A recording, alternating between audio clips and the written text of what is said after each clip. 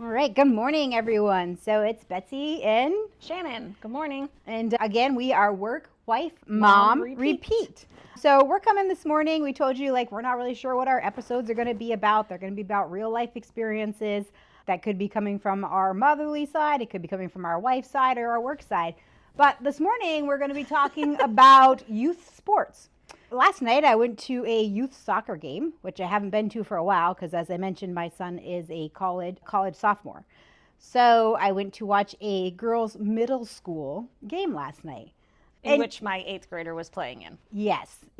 So I will say it was interesting to say the least. I haven't been in the youth sports for a while. Not that college sports are much better. There's still the chattering on the sideline.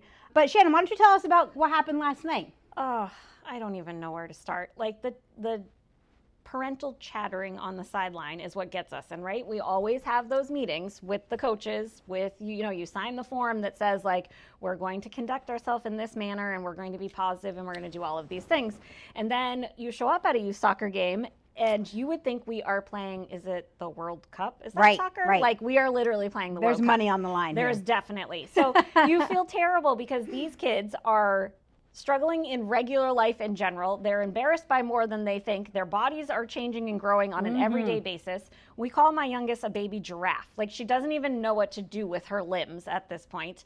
And yet, all you can hear is, oh, nope, didn't call offsides there. Oh, nope, that's a handball. Handball in the box. Right. But to this extent, we actually had some swearing on the sideline.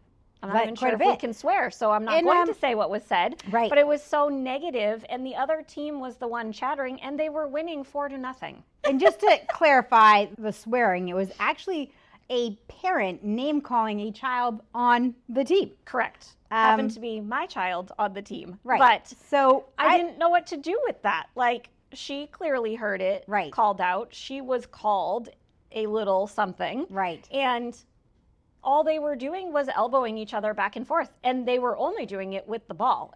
What I saw, again, I'm not naive to my child not being an angel. I am sure if your child is pulling jerseys, my child is pulling right back. I totally get that. But at the same token, I don't know, my husband would say rubbing is racing. Right. You are elbowing each other. Let them You're play. not throwing from behind. This is what we're teaching them, the next level. These kids are going to move on to the next level of sports, and they're going to play.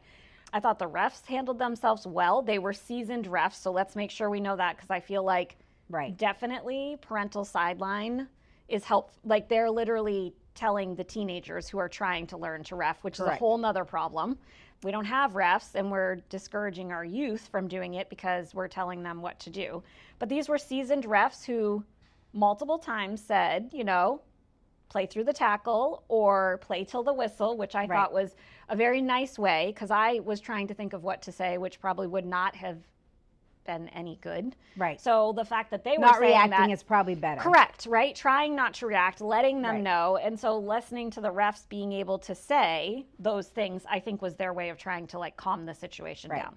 If you're a parent on the sideline and you're feeling like maybe you're the coach on the sideline, you're the ref on the sideline, I'd highly encourage you, those are always needed positions. So go get patched. They can always use refs. None of them are perfect. None of us are perfect, whether that you're the parent, the coach, the ref, nobody's perfect. But being that chattering parent on the sideline, especially name calling young children, that's just not a cool, positive experience for anybody. And I'm sure hopefully said parent went home and reflected on that and was I really did not act in my best behavior. Hopefully at the next game, she can represent herself a little bit better, because not only is that embarrassing to you, it's embarrassing to your child that you're acting like that. And if you can just sit back, enjoy the game from a parent perspective and not feel like you need to control the game, there's just so much more enjoyment in it than, for sure. Complaining about every single call. Again, this is youth sports. I would say, it's a problem across the U.S. that all parents get overly aggressive on the sidelines. For sure. And there's just no need. That takes the fun out of it for everybody. And never once have I been to a game, and I've been to a lot of games. I've been in the coaching perspective. I've been, the president of a youth association. So I've been the parent on the sideline. I've been in multiple roles. And I have yet to ever see a ref recall one of Right. his calls because a parent knew better. So it's not going to do you any good. It causes you undue stress to make you think that you can be in control of the situation when you just can't. Like that's not your place. Your place is to be there, be a parent, be there in a positive manner, support your children, cheer. And as my mom always said, if you have nothing nice to say nothing at all. For sure. And I do get it from being the parent side. You know, like you want to protect your children and you think it looks aggressive or you think that someone is being unkind to your child. But twofold, right? For one, we should be allowing our children that ability to say something like, hey, we don't have to be so pushy, or Right. hey, allow them to live in the moment and think about their actions as well. But then also, if we're just feeding them that negativity, it's almost creating, I don't know the word I want to use. It creates this ability for our children to place blame on something else. Right. So it wasn't, you know, like I didn't have my best game, but that girl was Yeah. being mean, or that girl pushed me, or that girl said something to my, you know, I mean, I'm also not naive. I understand that kids don't always act in the best interest, or they may not think that though either, Right. that they're doing something that is so aggressive. I feel like perspective is also part of the problem. Like you're perceiving that this child is being rough and aggressive and is a little turd Something. or whatever. But I would like to say, like, if you knew my child, she's timid and she doesn't Right. know what to do with her body, and she would say that she didn't even throw an elbow. Right. She clearly did, but I don't know that they know that in the moment. So Right. I think that if we were to take just a step back, just let it happen. We don't even know the potential that could come out of our kids and their playing Exactly. and all of those things. So let them show a little bit of themselves, their personality. Right. Let them stand up for themselves, or let them apologize for their actions. Like give them a little bit more space to do those things. Absolutely. I mean, at this level, they are playing, yes, for competition. Yes, everyone wants to win, but I mean, it still should be fun. Don't take the fun out of it for them. Right. I assure you, there's no college scouts on the sideline at a middle school game. Like, we're not at that point yet. And if that's what you're going for, join a travel team.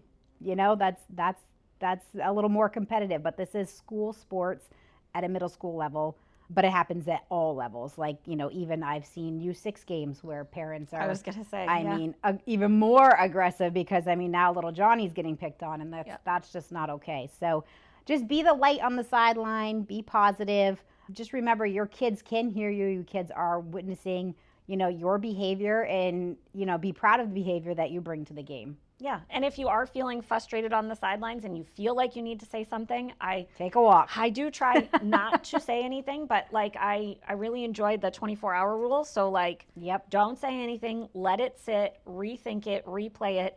And then the next day, if you still feel like you need to have a conversation with your child, then you can have it. But Right. usually you have a clearer sense of what was actually happening and what was going on. So I don't know. Let them play. They're definitely not getting recruited in 8th grade for sure. Nope, absolutely not. So if you're one of those parents that are going off to soccer games later this week or into the weekend, hopefully this resonates with you, and hopefully you're not that parent chatting on the sideline, and you're not the parent that's having to sit next to that parent. You all know who that one is. I always normally scope out the crowd and know exactly who I don't want to sit next to. Because it's just frustrating for all involved. So bring fun back to youth sports, bring positivity, and like I said, be the light on the sideline. So we hope you all have a great day, and we'll be coming back out with you soon. I think probably the next time we'll be at the Big East. So we might be. We'll be talking about some cool food that we're going to try. So yes. Have a great day. Thank you very much. Go bring some joy to somebody's life and spread some kindness. Yeah, like our page if you want to hear more about us. We're just getting started, as you can clearly tell. So we hope that you enjoy. Absolutely.